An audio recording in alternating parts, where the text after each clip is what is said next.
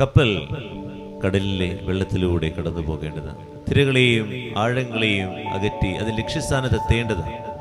ഈ കപ്പല് ആ കടലിലൂടെ കടന്നു പോകുമ്പോൾ ഓർക്കുക, ഇതിൻ്റെ ഉള്ളിലെ വെള്ളം പ്രവേശിക്കരുത് എന്നുള്ളതാണ്. കടലിന് ചുറ്റും അല്ലെങ്കിൽ ഈ കപ്പലിന് ചുറ്റും വെള്ളം ഉണ്ടാവുക എന്നുള്ളത് യാഥാർത്ഥ്യമാണ്, അത് വേണം. അതുപോലെ പണം നമുക്ക് ചുറ്റും ഉണ്ടാകുന്നത് ഒരു കുഴപ്പമില്ല. എന്നാൽ ഈ വെള്ളം കപ്പലിൽ കയറുന്നത് പോലെ തന്നെ എൻ്റെ ഉള്ളില് പണം എന്ന ചിന്ത മാത്രമായ അല്ലെങ്കിൽ മറ്റെന്തെങ്കിലും കാര്യങ്ങൾ മാത്രമായ അത് നമ്മളെ മുക്കിക്കളയും എന്നുള്ളതാണ് നമ്മൾ മനസ്സിലാക്കുന്നത്. അതുകൊണ്ട് നമ്മുടെ ജീവിതത്തിൽ ഉള്ളിലേക്ക് ചില കാര്യങ്ങൾ ആഴ്ന്നിറങ്ങാതിരിക്കട്ടെ.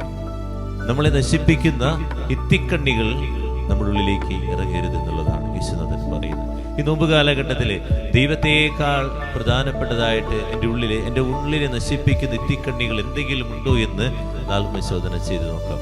ഈ കപ്പലിനെ നശിപ്പിക്കുന്ന വെള്ളം ഉള്ളിലേക്ക് കയറിക്കഴിഞ്ഞു. അത് ചുറ്റുമുണ്ടാകുന്നത് കൊണ്ട് കുഴപ്പമൊന്നുമില്ല. എന്നാൽ അത് മാത്രമാണ് പ്രധാനപ്പെട്ടത്. പിന്നെ ഭാര്യയില്ല, മക്കളില്ല, കൂടെ ഉറപ്പുകളില്ല, കൂടെയുള്ളവരാരെയും കാണാത്തൊരു വ്യക്തിയായി ഞാൻ ജീവിക്കുന്നു. എനിക്ക് ദൈവമൊന്നും ഇല്ലെങ്കിലും ഈ പണം കൊണ്ടെല്ലാം സാധിക്കുമെന്ന ചിന്തയുണ്ടെങ്കിൽ ഓർക്കുക, അത് വെറും മണ്ടത്തരമാണ് എന്നുള്ളതാണ് നമ്മൾ മനസ്സിലാക്കേണ്ടത്. അത് നമ്മുടെ ജീവിതത്തെ നശിപ്പിച്ച് കളയുകയുള്ളൂ, നമ്മൾ വെറുതെയാവുകയുള്ളൂ. അതുകൊണ്ട് ഓർക്കുക, ചുറ്റും വെള്ളമുണ്ടാകും നല്ലത്. എന്നാൽ വെള്ളം ഉള്ളിലേക്ക് പ്രവേശിച്ചത് നശിപ്പിക്കുന്നുണ്ടോ എന്ന്, എൻ്റെ ജീവിതം നശിപ്പിക്കുന്നുണ്ടോ എന്ന് ചിന്തിക്കാം. ഏതെങ്കിലുമൊക്കെ ഇത്തിക്കണ്ണികൾ, ആ വൃക്ഷത്തെ നശിപ്പിക്കുന്ന ഇത്തിക്കണ്ണികൾ അതിൻ്റെ വേരോടുകൂടി എടുത്തു കളഞ്ഞില്ലെങ്കിൽ നോമ്പ് കാലഘട്ടത്തിൽ അത് വേരോടുകൂടി എടുത്തു കളയാൻ നമുക്ക് സാധിക്കാം.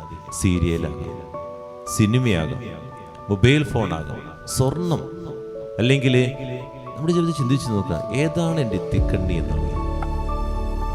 ആ ഇത്തിക്കണ്ണിയെ പറിച്ചു കളഞ്ഞില്ലെങ്കിൽ അതിൻ്റെ ജീവാംശം വരെ ഊറ്റിയെടുക്കുന്നതായിട്ട് മാറും. അവസാനം കരഞ്ഞിട്ട് കാര്യമില്ല.